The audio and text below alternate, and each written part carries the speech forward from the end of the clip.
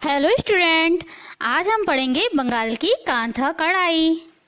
तो चलिए शुरू करते हैं कांथा के बारे में। कांथा बंगाल की पारंपरिक कढ़ाई कला है।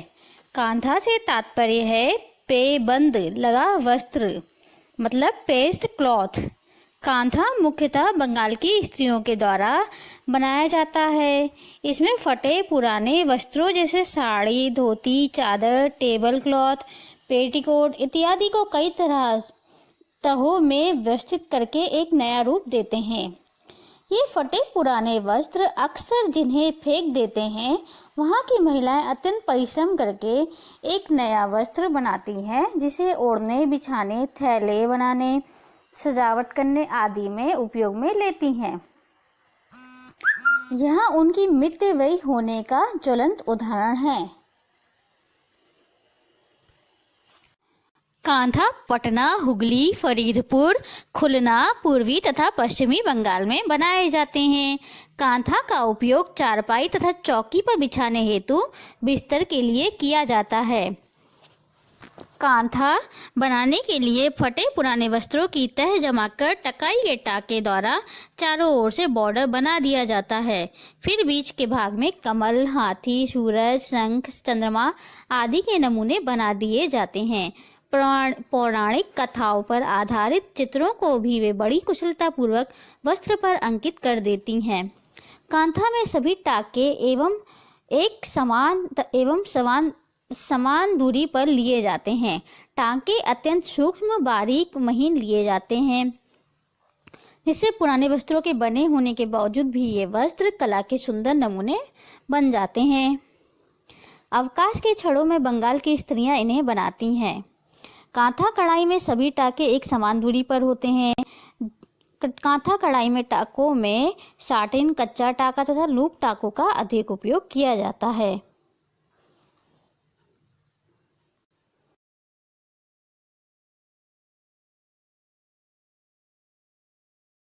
कांथा के कुछ प्रकार हैं।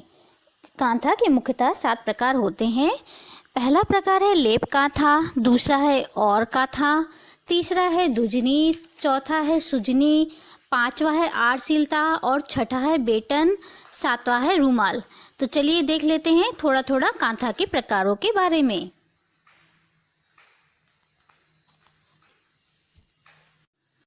हमारा पहला कांथा का प्रकार है लेप कांथा। यह एक चौकोर क्विल्ट किया हुआ वस्त्र होता है। इसके किनारों को एवं समस्त वस्त्र को साधारण कच्चे टाके यानी सिंपल रनिंग स्टिच अथवा डार्निंग टाके से सिल देते हैं। इसका उपयोग मुख्यतः सर्दी के दिनों में ओढ़ने एवं बिछाने में किया जाता है। तो ये था हमारा लेप कांथा।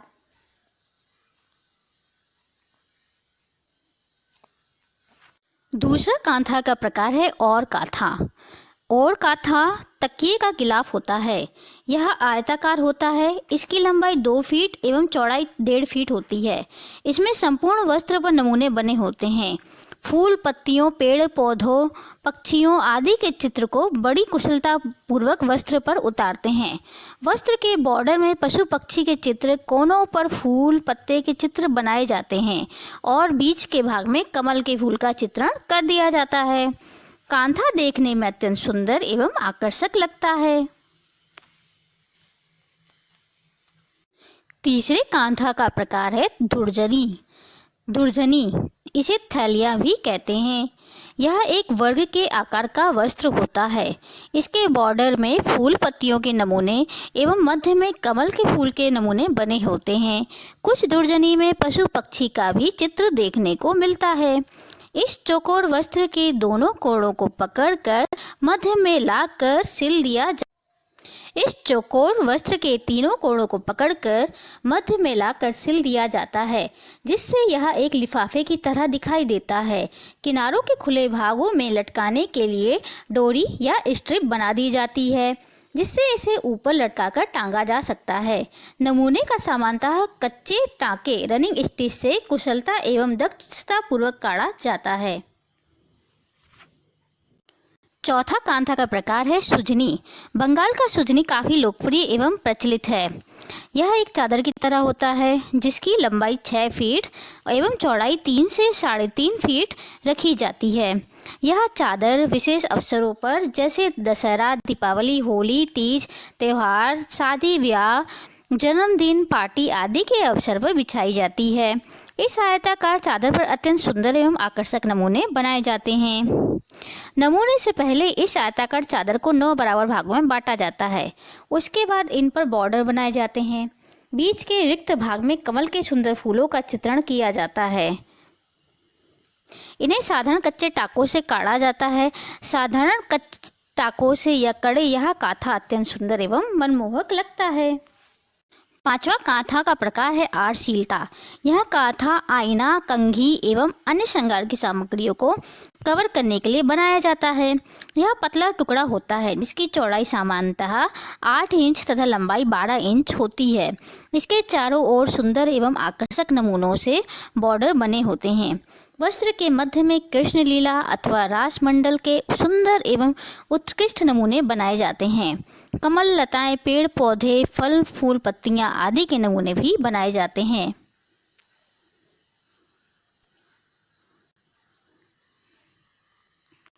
छठा कांथा का प्रकार है बेटन।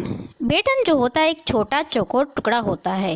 यह कई उपयोगी पुस्तकें, बहुमूल्य सामग्रियों आदि को लपेट कर रखने में काम आता है। इसकी लंबाई एवं चौड़ाई 3 फीट होती है। वस्त्र के मध्य में शतदल कमल, 100 दलों वाला कमल के फूलों का नमूना बना होता है। इसे शतदल पद्म कहते हैं। इसमें फूल, पत्तियों, पक्षियों, रथ, हाथी, घोड़े आदि के भी नमूने बनाए जाते हैं। कई बेटन कांथा पर भगवान गणेश एवं विद्या की देवी सरस्वती की प्रतिमा को भी चित्रण किया जाता है। पुस्तक लपेटने के लिए जिस बेटन कांथा का उपयोग किया जाता है उस पर मुख्यतः देवी सरस्वती के नमूने बनाए जाते हैं। तो ये था हमारा बेटन कांथा का प्रकार। हमारा अंतिम कांथा का प्रकार है रूमाल। रूमाल कांथा भी अत्यंत लोकप्रिय एवं प्रसिद्ध कांथा है। यह एक वर्गाकार 1 फुट का टुकड़ा होता है। इसके बॉर्डर में फूल पत्तियों के नमूने तथा मध्य में कमल के फूल के नमूने बने होते हैं। कांथा का चादर, बेड कवर, थैलियां दीवार पर टांगने हेतु सजावट के सामान की प्रसिद्धि दूर दूर के देशों में है। नमूना साधारण कच्चे टाके सिंपल रनिंग स्टिच से बनाया जाता है, परंतु चैन टाके, उल्टी बखिया, साटिन तथा हैरिंग बोन टाके का भी उपयोग नमूने बनाने में किया जाता है। कांथा का प्रचलन आजकल भी है। आज भी बंगाल के ग्रामीण इलाकों में कांथा का उपयोग किया जाता है। अवकाश के क्षणों में बंगाल की स्त्रियां इसे बनाती हैं। इस कला का व्यवसायीकरण करने के लिए बंगाल में कई केंद्र खोले गए हैं। तो ये था हमारा बंगाल की कांथा कढ़ाई। उम्मीद करती हूँ स्टूडेंट आपको ये बंगाल की कांथा कढ़ाई समझ में आई होगी। अब मुझे इजाज़त दीजिए। धन्यवाद। अगले अध्याय में हम फिर से अब नई कढ़ाई के बारे में पढ़ेंगे। धन्यवाद।